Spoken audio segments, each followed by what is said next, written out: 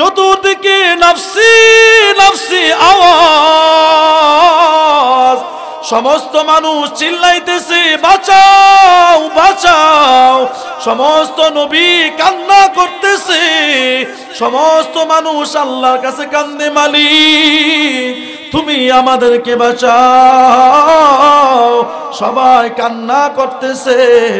ওই সময় সবাই গিয়া শয়তানরে গিয়া ধরবে, শয়তানরে গিয়া বলবে তুই বলছিলি ফজরের নামাজ না পড়লে নাকি জান্নাতে যাওয়া যাবে, তুই বলছিলি সুদের কাজ করলে নাকি জান্নাতে যাওয়া যাবে, তুই বলছিলি ভাইয়ের সাথে দুর্ব্যবহার করলে নাকি জান্নাতে যাওয়া যাবে, জান্নাতে নিয়ে চল। তখন শয়তান জবাব দিবে, ওই জবাবটা আল্লাহ তাআলা নিজের কালামের মধ্যে নিজেই তুলে ধরছে। আল্লাহ তাআলা বলেন, শয়তান তখন বলবে ওয়াকালা শাইতান, শয়তান বলবে লাম্মা কুদিয়াল আমরু ইন্নাল্লাহ ওয়াদাকুম ওয়াদাল হক, তোমার আল্লাহ যে তোমাকে বলছিল নামাজ পড়লে জান্নাতে যাবি, মিথ্যা কথা বললে জাহান্নামে যাবি, তুই যে সুদের কাজ করলে মানুষের সাথে খারাপ ব্যবহার করলে জাহান্নামে যাবি, আল্লাহ তাআলা যেটা বলছেন ওয়াদাকুম ওয়াদাল হক, আল্লাহ তাআলার ওয়াদা সত্য, আমি শয়তানের ওয়াদা হলো মিথ্যা। সমস্ত মানুষ বলতে লাগলো আইয়ুব তুমি তো বর্তমানে সমাজের পয়গম্বর, তুমি থাকবা সুস্থ, তুমি থাকবা সুখের মধ্যে, কিন্তু তোমার শরীরের মধ্যে পোকা ধরে গেছে, তাহলে তুমি তো দেখা যায় ভালো না। নাউযুবিল্লাহ। আইয়ুব পয়গম্বরের সন্তান, তার স্ত্রীগুলো ছেড়ে সবাই চলে গেছে। 1-2টা বছর নয়, দীর্ঘ 22টা বছর আইয়ুব আলাইহিস সালামের শরীরের মধ্যে পোকা, পোকার কারণে ঘুমাইতে পারেন না, চলতে পারেন না, খাইতে পারেন না, ঘুমাইতে পারেন না। একটা মাত্র বিবি তাকে বলতে লাগলো, স্বামী তোমাকে সবাই ছেড়ে যাইতে পারে, আমি স্ত্রী ছেড়ে যাইব না। এমন স্ত্রী আমাদের আছে না নাই? অনেকেরই আছে। স্ত্রী বলতে লাগলো, স্বামী আপনার উপর পরীক্ষা চলতেছে এটা আমি জানি, কিন্তু আমি চাই আমার জীবন যতক্ষণ আছে আমি সব সময় আপনার সাথে চলতে থাকবো। আইয়ুব আলাইহিস সালাম সুন্দর করে চলতেছেন, কষ্ট হয়, কিন্তু তিনি নিজেকে নিজে বুঝ দিতেছেন, ধৈর্য ধরতেছেন। এক পর্যায়ে তার শরীরের পোকা তার জিহ্বার মধ্যে লেগে গেছে। আইয়ুব আলাইহিস সালাম চোখের পানি ছেড়ে বলতেছেন, মালিক, কান্না করতেছেন। জিব্রাইল আলাইহিস সালাম বলতে লাগলেন, আল্লাহ আপনার বন্ধু কান্দে, কি জন্য কান্না করে? 22টা বছর তো একবারও কাঁদলো না। আল্লাহ তাআলা বলেন, আইয়ুব কি জন্য তুমি কান্দো? আইয়ুব আলাইহিস সালাম বলতে লাগলেন, আল্লাহ ও মালিক, আমাকে 22টা বছর পোকায় যত কামড়াইছে, কষ্ট হইছে, কিন্তু মজা, আমার জবান দিয়া তোমার নাম জপি, যত জপি ততই মজা। এতদিন পর্যন্ত আমার জিহ্বা দিয়ে আপনার নাম জপতাম, যখন দেখি আমার শরীরের পোকা আমার জিহ্বার মধ্যে এসে গেছে, আমি আইয়ুব আমার মনের মধ্যে কষ্ট লেগে গেছে, আজকে থেকে তো আপনার নামটা জপা যাবে না। পয়গম্বরে আরবি রাসূল করিম সাল্লাল্লাহু আলাইহি ওয়া আলিহি ওয়াসাল্লাম বলেন, পৃথিবীর জমিনে একটা ফেরেশতার দল আছে, তাদের কোনো কাজ নাই, তাদের একটা কাজ আছে, জমিনের মধ্যে কোন জায়গার মধ্যে আল্লাহর জিকির করা হয়, জমিনের মধ্যে কোন জায়গায় দ্বীনের কথা বলা হয়। পৃথিবীর জমিনের মধ্যে কোন জায়গায় আল্লাহ এবং রাসূলের কথা বলা হয়, ওই রকম মজমা, ওই রকম সভা, ওই রকম মজলিস ফেরেশতারা খুঁজতে থাকে। যখন এরকম একটা মজমা পাওয়া যায়, আল্লাহর নবী বলেন ফেরেশতারা তাদের নূরের পর দিয়া মজলিসটাকে ঢেকে নেয়। সুবহানাল্লাহ। অন্য বর্ণনায় পাওয়া যায় যেই মজলিসের মধ্যে কুরআনের কথা বলা হয়, ওই মজলিসের চতুর্পার্শ্ব আল্লাহ রহমতের ফেরেশতারা বেষ্টন করে ফেলে। সুবহানাল্লাহ। রহমতের ফেরেশতারা বেষ্টন করিয়া একজনের কাঁধের উপর আরেকজন ফেরেশতা এভাবে কাতার বন্দী হয়ে দাঁড়ায়। আল্লাহর নবী বলেন ওয়ানাজালাত আলাইহিমুস সাকিনাহ। এই মাঠের মধ্যে প্রতিদিন খেলাধুলা করা হয়, মাঝে মধ্যে দেখবেন জমিনের মধ্যে গান বাজনা তবলা বাজানো হয়, জমিনটা নাপাক হয়ে যায়। এই মাঠের মধ্যে দেখবেন খেলাধুলা করা হয়, বাজি ধরা হয়, হারাম কাজ করা হয়। কিন্তু যখন দিনের বিকাল বেলা থেকে আল্লাহর নামের আওয়াজ শুরু হয়ে গেছে, আল্লাহর নামের আওয়াজ এই মাঠের মধ্যে চলতেছে, এই মাঠটার খেলার মাঠ নাই, নবীজির ভাষ্য মতে জান্নাতের বাগান হয়ে গেছে। শুধুমাত্র জান্নাতের বাগান হয় নাই, নবী বলেন ওয়ানাজালাত আলাইহিমুস সাকিনা। পৃথিবীর কারো রহমত নাজিল হয় না, যার সন্তুষ্টি পাওয়ার জন্য তুমি আমি এসেছি, যার ভালোবাসা পাওয়ার জন্য তুমি আমি আসছি বন্ধু, ওই আল্লাহর রহমত নাজিল হইতে থাকে। সুবহানাল্লাহ। আল্লাহর রহমত একের পর এক আপনার আমার প্রত্যেকের উপর আসতে থাকে। ফেরেশতারা কাতার বন্দী হয়ে দাঁড়ায়, একজনের কাঁধের উপর আরেকজন দাঁড়াইয়া কাতার বন্দী হইয়া আমার আল্লাহর আরশ পর্যন্ত চলে যায়।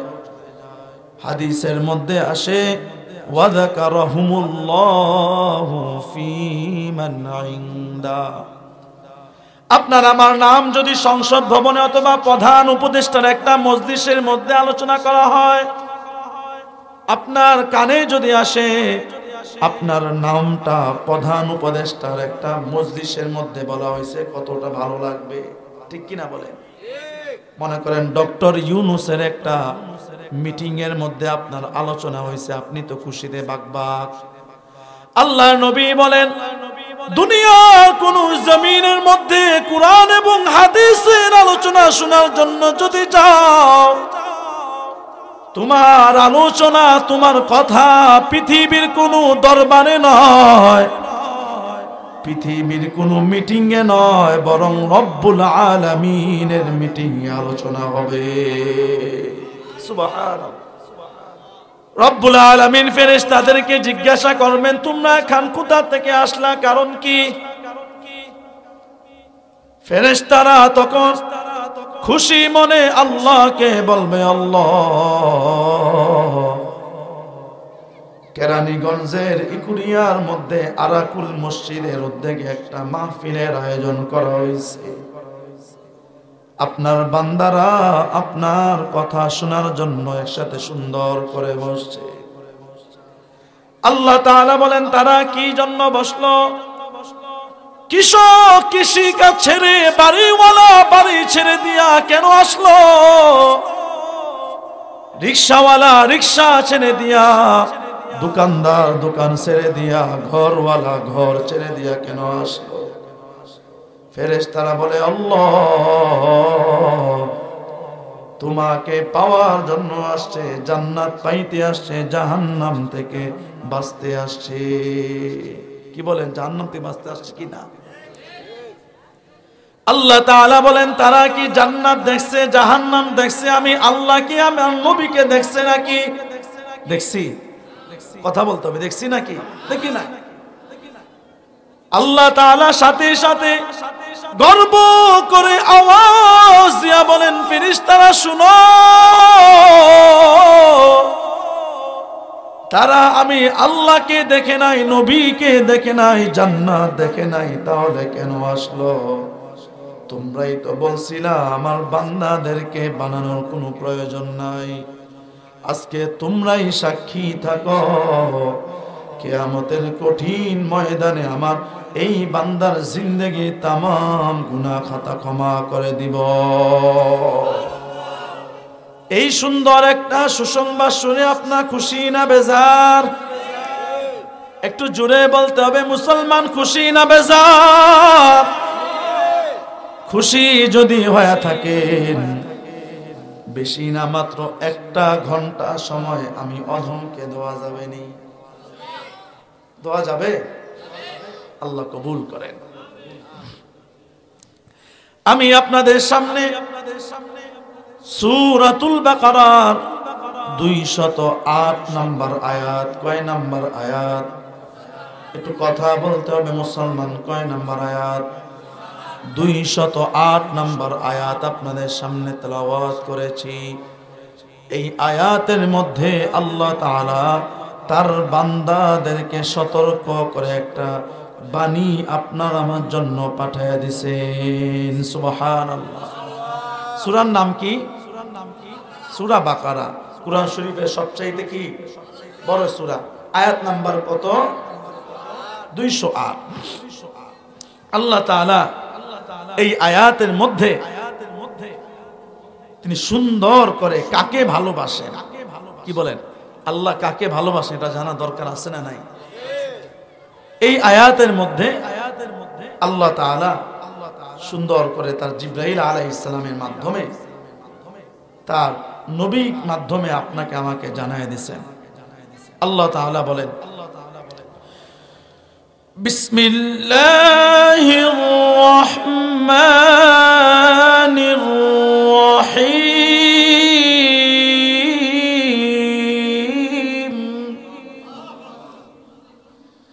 ইয়া আইয়ুহাল্লাযীনা আমানু দুখুলু ফিস সিলমি কাফা আল্লাহ তাআলা এই আয়াতের মাধ্যমে আপনাকে আমাকে ডাক দিয়েছেন আমানু কুরআন শরীফের মধ্যে আল্লাহ তাআলা বিভিন্ন ভাবে সম্বোধন করছেন ইয়া আইয়ুহান নাস কোথাও কোথাও বলছেন ইয়া ইবাদি কোথাও কোথাও বলছেন মানুষ বলে ডাকছেন আবার কোথাও বান্দা বলে ডাকছেন কিন্তু আল্লাহ তাআলা তার প্রিয় বান্দাদেরকে আমানু ঈমানদার বলে ডাক দিছে সুবহানাল্লাহ আল্লাহ তাআলা বলেন পৃথিবীর জমিনে আপনি দুনিয়ায় চলার সময় আপনি মনে করেন ঢাকা গেছেন গুলিস্তান গিয়ে একটা দোকানদারকে জিজ্ঞাসা করছেন ভাই তোমার নাম কি সে বলল আমার নাম রেজাউল করিম আপনি বললেন আমার নাম তো রেজাউল করিম আরেকজনকে পাইছেন জিজ্ঞাসা করছেন তুমি কি করো সে বলে আমি বাসের কন্ট্রাক্টরি করি আমিও তো বাসের কন্ট্রাক্টরি করি অতএব তোমার আমার কাজের সাথে আমার কাজের মিল আছে অতএব তুমি আমি মিতা হয়ে গেলাম দেখবেন সাথে সাথে দুইজনে হাত মিলে বন্ধুত্ব তো করে আল্লাহ তাআলা বলেন আমি আল্লাহর একটা গুণবাচক নাম হইল মুমিন কি মুমিন আপনার আমার একটা গুণবাচক নাম আছে মুমিন আল্লাহ তাআলা বলেন নামে নামে মিল হয়ে গেছে মিতা হয়ে গেছি আমিও তোমাদের আপন তুমিও আমাদের আপন আমি আল্লাহ যেমন তোমাদের আপন তোমরাও আমি আল্লাহর আপন এই জন্য আমি আল্লাহ দয়া থেকে আপন বানাইয়া ডাক দিছি আমানু, মনের কানটা লাগে শুনো, উদখুলু ফিস সিলমি কাফা, ইসলামের মধ্যে ধর্মের মধ্যে তোমরা পরিপূর্ণভাবে প্রবেশ করো, যথেষ্টভাবে প্রবেশ করো। কি করো? পরিপূর্ণভাবে প্রবেশ করো। প্রশ্ন হয় মালি, আমরা তো মুসলমান আছি, তাহলে আপনি যে বললেন মুসলমান ধর্মের মধ্যে যেন পরিপূর্ণভাবে প্রবেশ করি, আমরা তো ইমানদার, আমরা তো মুসলিম, তাহলে কেন বললেন? একটা প্রশ্ন আসে কি আসে না? একটু কথা বলতে হবে, আসে কি আসে না? আসে। একটা উদাহরণ দিলে সুন্দর করে বুঝবেন। মাঝে মধ্যে দেখবেন আমাদের মুরব্বীরা ছোট বাচ্চা অথবা যুবকদেরকে বলে বেটা মানুষ হইলি না, বলে কি না? অথবা বাবাই দেখবেন সন্তানকে বলে বেটা মানুষ হইলি না, কোনদিন মানুষ হবি? একটা প্রশ্ন করতে চাই মুরব্বী বাবাজি, যুবক, যাকে বলছে সে মানুষ কি মানুষ না? মানুষ না? মানুষ। দুইটা হাত, দুইটা পা, দুইটা চোখ থাকলে মানুষ হওয়া যায় না। মানুষের অবগঠন, মানুষের মতো দেখতে পারলেই মানুষ হওয়া যায় না। যদি দেখতে মানুষের মতো লাগলে মানুষ হইতো, তাহলে সবচাইতে ভালো মানুষ ছিল আবু জাহাল। হাত পা সুন্দর, চেহারা সুন্দর হইলে মানুষ হওয়া যায় না। সুন্দর চেহারা না থাকলে যদি মানুষ না হয়, তাহলে বেলাল রাদিয়াল্লাহু আনহু তো একেবারেই কালো। কালো না? ঠোঁটটা মোটা, নাকটা বুসা, চোখটা টেরা, চেহারাটা কালো, দেখতে একেবারে অসুন্দর। কিন্তু বেলাল কত দামি সাহাবী। আল্লাহর নবী বলেন, আমি যখন জান্নাতে গেছি আমার সামনে বেলালের জুতার আওয়াজের কথা শুনছি। বুঝা গেল দুইটা হাত, দুইটা পা থাকলে মানুষ হওয়া যায় না। মানুষ হইতে হলে ভিতরে কিছু চরিত্র থাকতে হয়। ওই চরিত্রের কথা আল্লাহ তাআলা বুঝায় দিয়া বলতেছেন, চরিত্র যদি মানতে চাও, মানুষ যদি হতে হয়, ইসলামের মধ্যে সুন্দর করে প্রবেশ করো। ইসলামের মধ্যে যদি সুন্দর করে প্রবেশ না করো, তুমি মুসলমান হইতে পারো ঠিক, কিন্তু খাঁটি ইমানদার হতে পারবা না। ঠিক কিনা বলে? এজন্য আজকে আমরা জানবো কেমনে আমি আপনি ইসলামের মধ্যে পরিপূর্ণভাবে প্রবেশ করতে পারি। আপনি আমি জন্মের পর আল্লাহ তাআলা 24তম পারার 19তম পৃষ্ঠার 3 নম্বর লাইনে গিয়ে একটা কথা পাইবেন। আল্লাহ তাআলা বলেন, ইন্নাল্লাযীনা ক্বালু রাব্বুনাল্লাহ, নিশ্চয় আপনি আমি স্বীকার সব সময় করি আপনার আমার প্রভুকে। আল্লাহর নামটা নিতে কি কষ্ট হয়? একটু সুন্দর করে বলে, আপনার আমার প্রভুকে। আপনি আমি স্বীকার করছি আপনার আমার প্রভু আল্লাহ। আল্লাহ তাআলা বলেন, মুখে বললে হবে না, কাজের মাধ্যমে পরিচয় দিতে হবে। সুম্মাস্তাকামু, তার উপর অটল অবিচল থাকা লাগবে। আপনি আমি ইসলামের অনুসারী, মুখে বললে চলবে না রে বন্ধু, কাজে পরিচয় দিতে হবে। মুসলমান দাবি করি কিন্তু নামাজ পড়ি না, মুসলমান দাবি করি কিন্তু দাড়ি রাখি না, মুসলমান দাবি করি কিন্তু আমি আপনি মিথ্যা কথা বলি, মুসলমান দাবি করি কিন্তু আমি আপনি সুদ ঘুষ খাই। তাহলে কি ইসলামের মধ্যে পরিপূর্ণ ঢুকা হইল? একজন মানুষ ঘরের ভিতর ঢুকে গেছে, একটা পাও ঘরের ভিতরে দিছে আর একটা পাও ঘরে ভালো করে ভিতরে ঢুকো, আর যে বাহিরে আছে সে বলবে তুই বাহিরে আসো। মাঝ বরাবর আসো কেন বলবে না? আল্লাহ তাআলা বলেন, মুসলমান দাবি করছো কিন্তু তুমি ইসলাম মানতেছো না, নামাজ পড়তেছো না, এটা মুসলমানিত্ব নয়। ইসলাম যদি সুন্দর করে মানতে হয় তাহলে নামাজ পড়া লাগবে, যাকাত দেওয়া লাগবে, সুদ থেকে বাঁচতে হবে। সুদ থেকে যদি বাঁচতে না পারি, নামাজ যদি পড়তে না পারি, মুসলমান নাম থাকবে ঠিক, কিন্তু কোনদিন জান্নাতি হওয়া যাবে না। ঠিক কিনা? বহু মানুষ আছে দেখবেন ইসলাম দাবি করে, নিজেকে নবীর আশিক দাবি করে, যদি নিজের নামে কেউ কখনো খারাপ কথা বলে তার সাথে কথা বলে না, তার সাথে মারপিট লাগায়। নিজের স্বার্থের বিরুদ্ধে কেউ কোনো কথা বললে দেখবেন কি ধরনের জ্বালা যন্ত্রণা। কিন্তু আপনার আমার আল্লাহ, আপনার আমার সৃষ্টিকর্তা, আপনার আমার পয়গম্বর, আপনার আমার রাহবার রাসূলের বিরুদ্ধে যদি কেউ কথা বলে, আমরা দেখতে পাই বহু মুসলমান বাংলার জমিনে আছে কিন্তু কোনো প্রতিবাদ আমাদের চোখে পড়ে। দলের জন্য আমি আপনি প্রতিবাদ করতে পারি, নেতার জন্য প্রতিবাদ করতে পারি, মুসলমান নিজের জন্য প্রতিবাদ করতে পারি, কিন্তু মুসলমান যদি আল্লাহর জন্য, রাসূলের জন্য প্রতিবাদ করতে না পারে, আজীবন সব সময় মুসলমানদের গোলামির জীবন কাটাইতে হবে। ঠিক কিনা? আজকে ইহুদি, খ্রিস্টান, বেদিন, নাসারাদের তাকায় দেখেন, তারা কোনোদিন কিন্তু গোলামির আচরণ করতেছে না, তাদের গোলামি তাদের ভিতর নাই। কিন্তু মুসলমানই সব সময় আমেরিকার সাথে, ফ্রান্স, মালয়েশিয়ার সাথে কর দিয়ে চলা লাগে, তাদেরকে বাপ বাপ চলা লাগে। ঠিক কিনা? কিন্তু মুসলমান তো থাকবে বীরের মতো, মুসলমান থাকবে বাদশার মতো। বাদশার মতো থাকতে পারে না কেন? আল্লাহ এবং তার রসুলকে মানার না মানার কারণে। আল্লাহ এবং তার রসুলকে মানতে হবে। আল্লাহ এবং তার রসুলকে যদি মানতে না পারি, তাহলে আমি আপনি ইসলামের মধ্যে ঢুকতে পারবো না।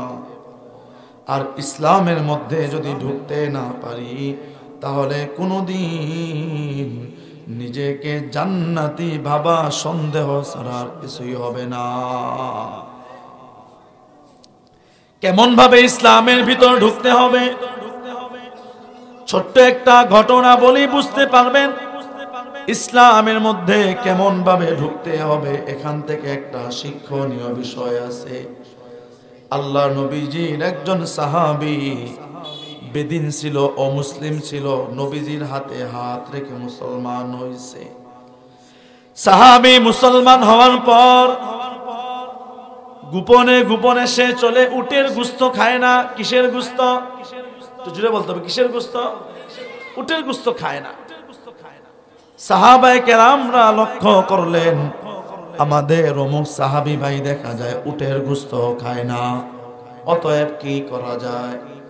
সাহাবায়ে কেরামরা নবীজির কাছে গিয়া বললেন, পয়গম্বর, আমাদের অমুক সাহাবী মুসলমান হয়েছে কিন্তু উটের গোশত খাওয়া হালাল, তারপরও খায় না।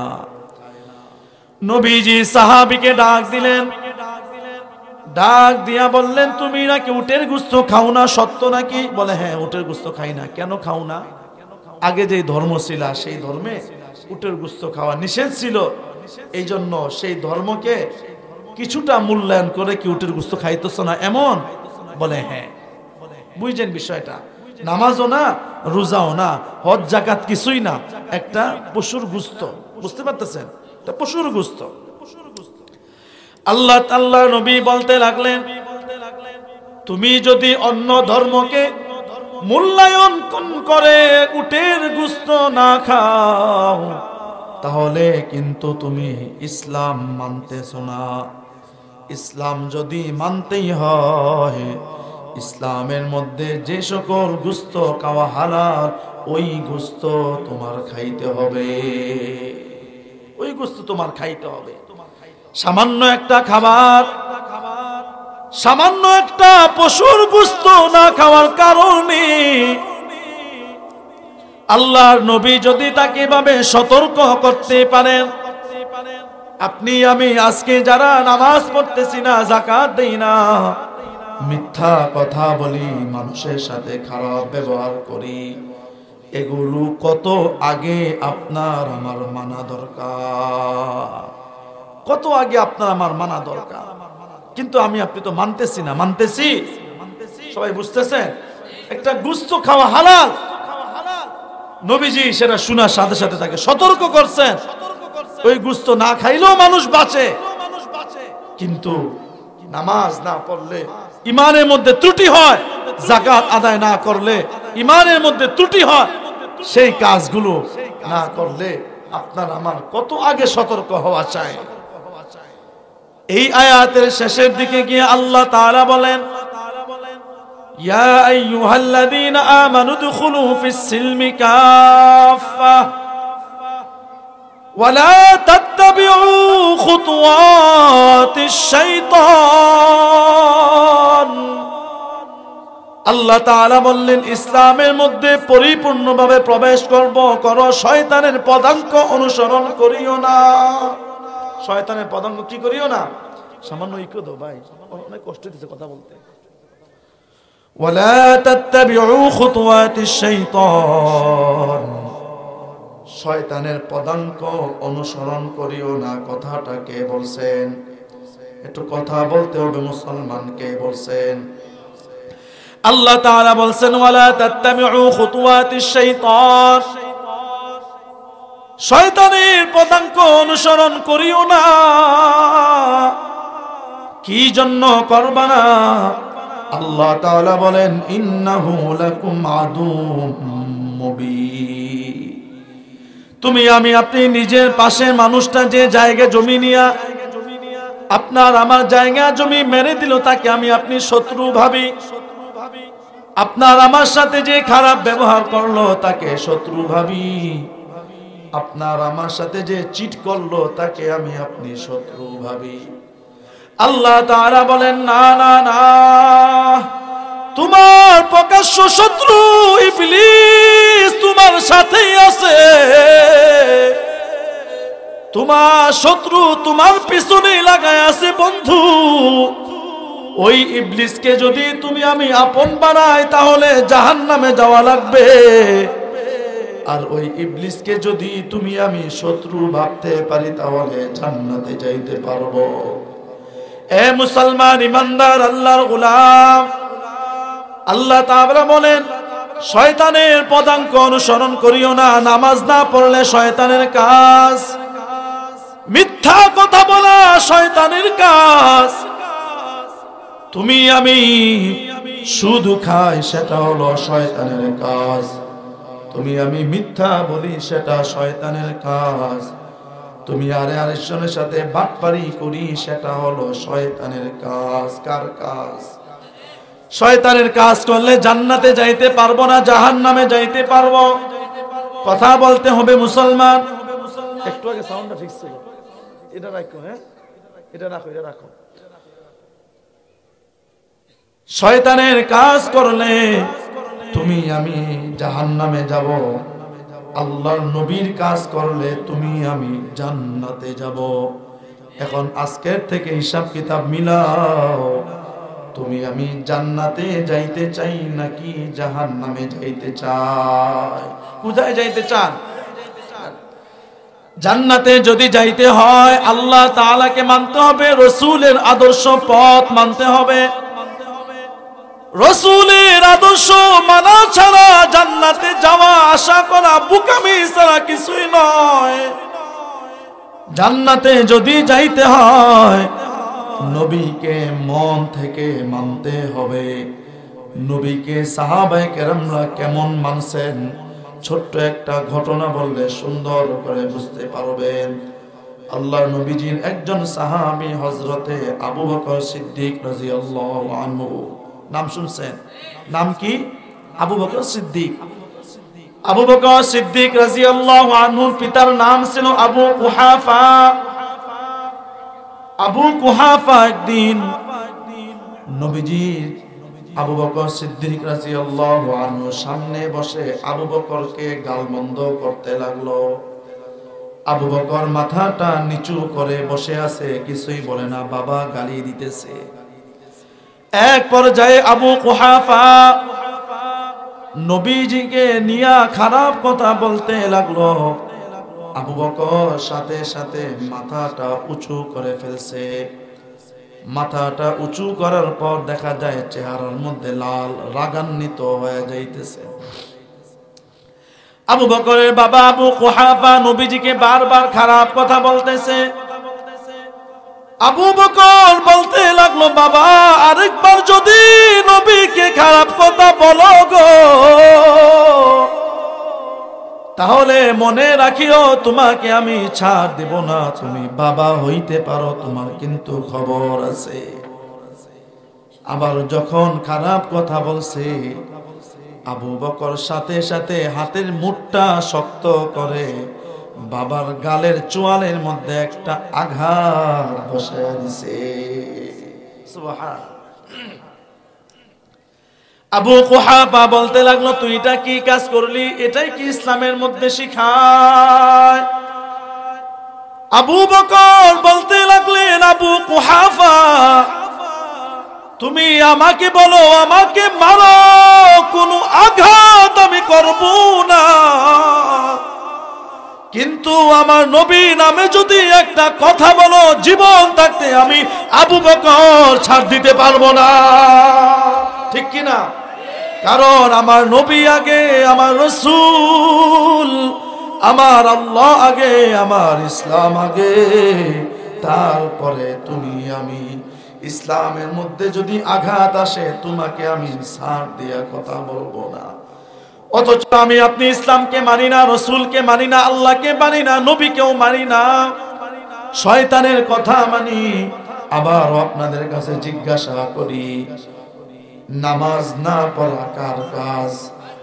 জোরে বলতে হবে, মুসলমান কার কাজ? মিথ্যা কথা বলা কার কাজ? সুদ ঘুষ খাওয়া কার কাজ? মানুষের সাথে দুর্ব্যবহার করা কার কাজ? এখন আপনি আমি নিজেই শিকার যাই, শয়তানের কাজ করতেছি, আল্লাহর কাজ করি না, কিন্তু ঠিকই তো জান্নাতের আশা করতেছি। এটা বোকামি ছাড়া কিছুই নয়। একটা সন্তান যদি বাবাকে না মানে, ওই সন্তানকে বাবা এক সময় দেখবেন তেজ্য পুত্র করে দেয়। বাবাই মনে করেন হাজি মানুষ, গাজী মানুষ, নামাজি মানুষ, কিন্তু সন্তানটা মদ পান করে। সন্তানটা দেখবেন মিথ্যা কথা বলে, মানুষের সাথে ধোঁকাবাজি করে। বাবা সন্তানকে একবার, দুইবার, তিনবার বুঝায়, তারপরে কিন্তু আর বুঝায় না, এক সময় তেজ্য পুত্র করে দেয়। শয়তানের কাজ করতেছেন। শয়তান আল্লাহর বন্ধু না শত্রু? কথা বলতে হবে মুসলমান, শয়তান আল্লাহর বন্ধু না শত্রু? শত্রুর কাজ করতেছেন। আবার জান্নাতে যাওয়ার আশা করা বোকামি ছাড়া কিছুই নয়। জান্নাতে যদি যাইতে হয়, আল্লাহর কাজ করা লাগবে। শয়তানের কাজ যে করতেছেন, আমি আপনাদেরকে অল্প সময় একটু সতর্ক করে যাই। যারা শয়তানের কাজ করতেছেন, কিয়ামতের দিন যখন হাসরের ময়দানে দাঁড়ায় যাবেন, চতুর্দিকে নফসি নফসি আওয়াজ, সমস্ত মানুষ চিল্লাইতেছে, বাঁচাও বাঁচাও। সমস্ত নবী কান্না করতেছে, সমস্ত মানুষ আল্লাহর কাছে কান্দে, মালিক তুমি আমাদেরকে বাঁচাও। সবাই কান্না করতেছে। ওই সময় সবাই গিয়া শয়তানরে গিয়া ধরবে। শয়তানরে গিয়া বলবে, তুই বলছিলি ফজরের নামাজ না পড়লে নাকি জান্নাতে যাওয়া যাবে, তুই বলছিলি সুদের কাজ করলে নাকি জান্নাতে যাওয়া যাবে, তুই বলছিলি ভাইয়ের সাথে দুর্ব্যবহার করলে নাকি জান্নাতে যাওয়া যাবে, জান্নাতে নিয়ে চল। তখন শয়তান জবাব দিবে, ওই জবাবটা আল্লাহ তাআলা নিজের কালামের মধ্যে নিজেই তুলে ধরছে। আল্লাহ তাআলা বলেন, শয়তান তখন বলবে, ওয়াকালা শাইতান, শয়তান বলবে, লাম্মা কুদিয়াল আমরু ইন্নাল্লাহ ওয়াদাকুম ওয়াদাল হক, তোমার আল্লাহ যে তোমাকে বলছিল নামাজ পড়লে জান্নাতে যাবি, মিথ্যা কথা বললে জাহান্নামে যাবি, তুই যে সুদের কাজ করলে মানুষের সাথে খারাপ ব্যবহার করলে জাহান্নামে যাবি, আল্লাহ তাআলা যেটা বলছেন ওয়াদাকুম ওয়াদাল হক, আল্লাহ তাআলার ওয়াদা সত্য, আমি শয়তানের ওয়াদা হলো মিথ্যা। শয়তান বলবে وقال الشيطان لما قضي الامر ان الله وعدكم وعد الحق, তারপরে শয়তান বলবে আমাকে তো কোনো ক্ষমতা দেওয়া হয় নাই, আমাকে তো তোমাদের উপর কোনো ক্ষমতা প্রয়োগ করার জন্য বলা হয় নাই, আমি তোমাদেরকে ডাকছিলাম তোমরা আমার কথা শুনছো, তোমরা আমার কথা শুনছো, আমি কি করব? এখন আপনি বলেন, যদি আপনাকে এখন জিজ্ঞাসা করা হয় এখন কি চলতেছে, রাত না দিন, বলেন তো? রাত। এখন বোঝা গেল আরেকটা জিনিস আছে, সেটা হলো কি দিন, ঠিক না?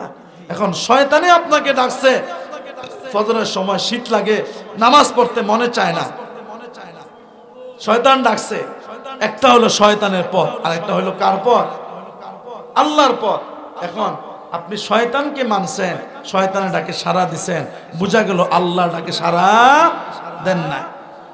শয়তান বলবে আমি তোদেরকে ডাকছি, তোরা আমার কথা সাথে সাথে শুনছো, মা আনা বিমুসরিখি ওয়া মা আনা বিমুসরিখি, আজকে আমি তোদেরকে কোনো সাহায্য সহযোগিতা করতে পারবো না, কারণ আমি শয়তান হইলাম নিজে একটা পোল্টিবাজ, নিজে একটা কি পোল্টিবাজ, আমার মতো পোল্টিবাজ এই দুনিয়ার কেউ নাই।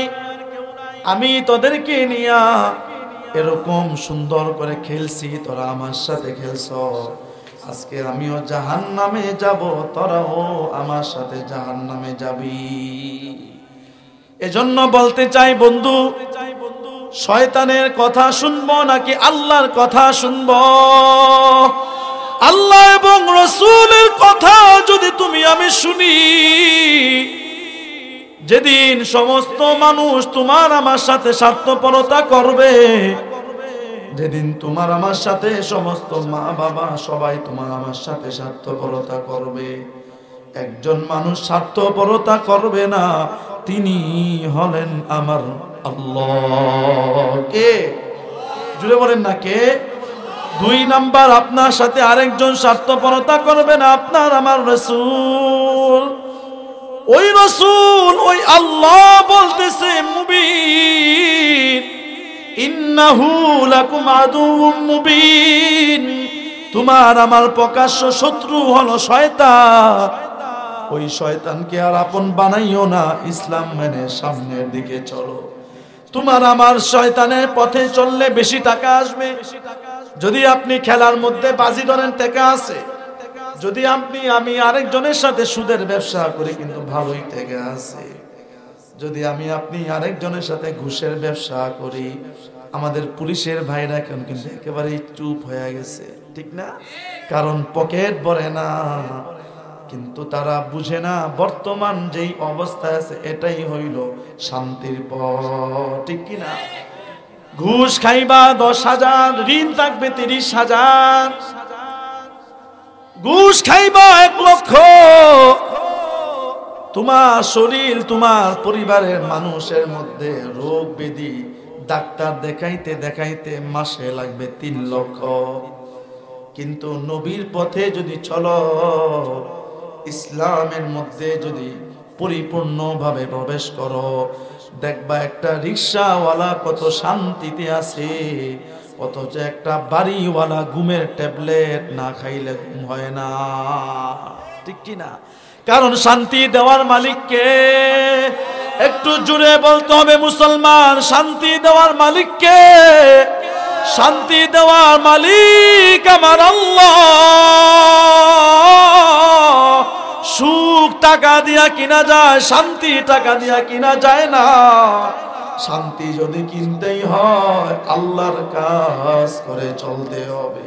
একজন প্রকৃত মুসলমান, একজন প্রকৃত মুমিন নিজের উপর যতই কষ্ট আসুক কিন্তু কোনোদিন আল্লাহর পথ ছাড়ে না। একজন আল্লাহর খাঁটি আশিক নিজের যত কষ্টই হোক দেখবেন নিজের দাড়িটা কাটে না। একটা সেনাবাহিনীর কথা শুনছিলাম, সেনাবাহিনীকে বলা হয়েছিল যদি তুমি দাড়ি কাটো তাহলে তোমার চাকরি থাকবে, আর যদি তুমি দাড়ি রাখো তোমার চাকরি থাকবে না। সেনাবাহিনী কত উচ্চ পদস্থ ওয়ালা বলছে তোর চাকরি আমি দিয়া দিলাম, কিন্তু আমার নবীর সুন্নতি দাড়ির মধ্যে খুর লাগাইতে পারবো না। তোমার বিবি যদি বলে দাড়ি রাখলে তোমাকে বুড়া বুড়া লাগে, তোমার বন্ধু যদি বলে নামাজ পড়লে তোর সাথে থাকবো না, তুমি তাদেরকে বৃদ্ধাঙ্গুলি দেখাইবা কিন্তু আল্লাহর বৃদ্ধাঙ্গুলি দেখাইও না। কারণ চক্ষুটা বন্ধ হয়ে গেলে আপন আপন বলতে কেউ পাইবা না। চক্ষুটা বন্ধ, তোমার সন্তান তোমার আগেই মাটি দেওয়ার আগেই জায়গা জমি সব কিছু দেখো ভাগাভাগি করা লাগবে। ইসলামের পথে চললে, সুন্দরভাবে চললে, যদি কোনো কষ্ট হয় কষ্টের মধ্যেও দেখবেন একটা আরাম আছে। আপনার স্বামী স্ত্রীর মধ্যে যদি একটা মিল হয় দেখবেন আলু ভর্তা ডাইল ভাত খান, কিন্তু মিল থাকার কারণে আপনাকে স্বামী বলে সম্বোধন করলে একটু মায়া লাগে, লাগে না? আপনার সন্তানকে আপনি ভালো কিছু দিতে পারেন না, কিন্তু ঘরে আসার সাথে সাথে আপনার সন্তানের কপালে একটা চুমু দেন, দেখবেন মনের মধ্যে কত শান্তি। ইসলামের পথে চলতে গেলে যত কষ্টই হোক, কিন্তু দেখবেন একটা মনের মধ্যে একটা শান্তি শান্তি লাগে। ঠিক আপনি মুসলমান দাবি করেন কিন্তু নামাজ পড়েন না, নিজেকে চোর চোর লাগে, লাগে কি লাগে না? আপনি মুসলমান নিজেকে দাবি করেন কিন্তু মিথ্যা কথা বলে, নিজেকে দেখবেন একটা বাটপার বাটপার মনে হয়। ঠিক কি না? আপনি নিজেকে মুসলমান দাবি করেন কিন্তু ওজনে কম দেন, নিজেকে একটা ধান্দাবাজ মনে হয়। ঠিক কি না? অথচ একটা রিকশাওয়ালা, একটা নিম্ন শ্রেণীর মানুষ, দিন আনে দিন খায়, তাকে যদি জিজ্ঞাসা করো কেমন আছে বলবো আলহামদুলিল্লাহ। আর যদি একটা বড় লোকরে জিজ্ঞাসা করো বলবে ভাই মরলে ভালো আছি, কপালে কোনো সুখ নাই। কি বলেন, আছে কি আছে না? যত বেশি অত্যাচার হয়, যত বেশি দেখবেন নিজেকে ফাঁস লাগায় মরে, কোনো গরিব দেখবেন মরে না, বেশিরভাগ বড় লোকরা মরে। বড় লোকরা দেখবেন যদি ক্ষমতা পল্টি খায় গাট্টি বস্তা পর্যন্ত গুছাইতে পারে না। ঠিক কি না? বলতেছিলাম বন্ধু, ইসলামের পথে মানতে গেলে, ইসলামের পথে চলতে গেলে একটু কষ্ট হবে। ইসলামের পথে চলতে গেলে আপনার মন চাবে আমি একটু একটা বেগানা নারীকে। করোনার সময় কিন্তু সবাই ধরা খেয়ে গেছে। বাবার করোনা হইছে, সন্তান বাবার কাছে যায় না। স্ত্রীর করোনা হইছে, স্বামী স্ত্রীর কাছে যায় না। প্রমাণ আছে না? না আছে। আইয়ুব আলাইহিস সালামের শরীরের মধ্যে পোকা ধরে গেছে। সমস্ত মানুষ বলতে লাগলো আইয়ুব তুমি তো বর্তমানে সমাজের পয়গম্বর, তুমি থাকবা সুস্থ, তুমি থাকবা সুখের মধ্যে, কিন্তু তোমার শরীরের মধ্যে পোকা ধরে গেছে, তাহলে তুমি তো দেখা যায় ভালো না। নাউযুবিল্লাহ। আইয়ুব পয়গম্বরের সন্তান, তার স্ত্রীগুলো ছেড়ে সবাই চলে গেছে। 1-2টা বছর নয়, দীর্ঘ 22টা বছর আইয়ুব আলাইহিস সালামের শরীরের মধ্যে পোকা। পোকার কারণে ঘুমাইতে পারেন না, চলতে পারেন না, খাইতে পারেন না, ঘুমাইতে পারেন না। একটা মাত্র বিবি তাকে বলতে লাগলো স্বামী তোমাকে সবাই ছেড়ে যাইতে পারে, আমি স্ত্রী ছেড়ে যাইব না। এমন স্ত্রী আমাদের আছে না নাই? অনেকেরই আছে। স্ত্রী বলতে লাগলো স্বামী আপনার উপর পরীক্ষা চলতেছে, এটা আমি জানি, কিন্তু আমি চাই আমার জীবন যতক্ষণ আছে আমি সব সময় আপনার সাথে চলতে থাকব। আইয়ুব আলাইহিস সালাম সুন্দর করে চলতেছেন, কষ্ট হয় কিন্তু তিনি নিজেকে নিজে বুঝ দিতেছেন, ধৈর্য ধরতেছেন। এক পর্যায়ে তার শরীরের পোকা তার জিহ্বার মধ্যে লেগে গেছে। আইয়ুব আলাইহিস সালাম চোখের পানি ছেড়ে বলতেছেন, মালিক, কান্না করতেছেন। জিব্রাইল আলাইহিস সালাম বলতে লাগলেন, আল্লাহ, আপনার বন্ধু কান্দে, কি জন্য কান্না করে? 22টা বছর তো একবারও কাঁদলো না। আল্লাহ তাআলা বলেন, আইয়ুব, কি জন্য তুমি কান্দো? আইয়ুব আলাইহিস সালাম বলতে লাগলেন, আল্লাহ, ও মালিক, আমাকে 22টা বছর পোকায় যত কামড়াইছে, কষ্ট হইছে, কিন্তু মজা, আমার জবান দিয়া তোমার নাম জপি, যত জপি ততই মজা। এতদিন পর্যন্ত আমার জিহ্বা দিয়ে আপনার নাম জপতাম, যখন দেখি আমার শরীরের পোকা আমার জিহ্বার মধ্যে এসে গেছে, আমি আইয়ুব, আমার মনের মধ্যে কষ্ট লেগে গেছে। আজকে থেকে তো আপনার নামটা আর জপা যাবে না, এই জন্য আমি কান্না করতেছি। মুসলমান, তুমি যদি আল্লাহর নাম জপতে পারো, তোমার মনের মধ্যে খুশি লাগার কথা। তুমি যদি নবীর নামে দুরূদ পড়তে পারো, তোমার মধ্যে খুশি লাগার কথা। অথচ তুমি যদি গায়কের গান শুনতে পারো, তোমার মধ্যে মজা লাগে। তুমি যদি মিথ্যা কথা বলতে পারো, তোমার মধ্যে মজা লাগে। তুমি যদি আরেকজনের সাথে বাটপারি করতে পারো, মজা লাগে। অথচ সাহাবায়ে কেরামের দিকে তাকাও, ছোট্ট একটা ঘটনা বলে শেষ করে ফেলবো, প্রধান মেহমান চলে আসছে। সাহাবায়ে কেরাম জীবন চলে গেছে, সাহাবায়ে কেরামের অনেক কষ্ট হয়েছে, তারপরও তারা কষ্টর দিকে তাকান নাই, আল্লাহর দিকে তাকাইছে। তাদের অনেক সমস্যা হয়েছে, মা বাবা বাড়িঘর সব ছাড়ছেন, কিন্তু তারা আল্লাহকে ছাড়েন নাই, ইসলামকে ছাড়েন নাই, নবীকে ছাড়েন নাই, কিছুই ছাড়েন নাই। আল্লাহ নবীর একজন সাহাবী হযরতে খাব্বাব রাদিয়াল্লাহু আনহু, নাম শুনছেন আপনারা? খাব্বাব রাদিয়াল্লাহু আনহু, হযরতে ওমর ফারুক রাদিয়াল্লাহু আনহু একবার মসজিদের মধ্যে বসে ওয়াজ করতেছেন আর বলতেছেন, কে কি পরিমাণ ইসলামের জন্য কষ্ট করছো। সবাই নিজের কাহিনী শুনাইতেছে। হযরতে খাব্বাব রাদিয়াল্লাহু আনহু দাঁড়াইয়া আওয়াজ দিয়ে বলতে লাগলেন, আমিরুল মুমিনিন, সবার জীবন কাহিনী শুনলেন, আমি খাব্বাবের জীবন কাহিনী কি শুনবেন না? বলে তিনি বলতে লাগলেন, আমিরুল মুমিনিন, নিজের জিহ্বাটা বার করে দিয়ে বলেন, দেখেন আমার জিহ্বার কি অবস্থা। আমিরুল মুমিনিন তাকায় দেখেন জিহ্বার মধ্যে টিউমারের মতো হয়ে গেছে। আমিরুল মুমিনিন হযরত ওমর জিজ্ঞাসা করতে লাগলেন, ভাই খাব্বাব, তোমার জিহ্বার এই অবস্থা কেন? তিনি সাথে সাথে পিঠের কাপড়টা সরায় ফেলছে। পিঠের কাপড়টা সরাইয়া দেখতেছে পিঠের মধ্যে চামড়া নাই, হাড্ডি দেখা যায়। আমিরুল মুমিনিন জিজ্ঞাসা করলেন, ভাই খাব্বাব, তোমার জিহ্বা, তোমার পিঠের এমন অবস্থা কেন? তোমার শরীরের এই অবস্থা কেন বলবা? খাব্বাব রাদিয়াল্লাহু আনহু বলতে লাগলেন, বলতে গেলে আমার চোখ দিয়া পানি বাহির হবে। আমিরুল মুমিনিন বলতে লাগলেন, বলো, তোমার জীবন কাহিনী শুনলে আমাদের তাজা প্রাণটা তাজা হয়ে যাবে। খাব্বাব রাদিয়াল্লাহু আনহু বলতে লাগলেন, আমি ইসলাম ধর্ম গ্রহণ করার পর আমার মনিব কাটা গাছ আমার মুখের মধ্যে একের পর এক আঘাত করেছে। আঘাতের কারণে আমার জিহ্বাটা খান খান হয়ে গেছে।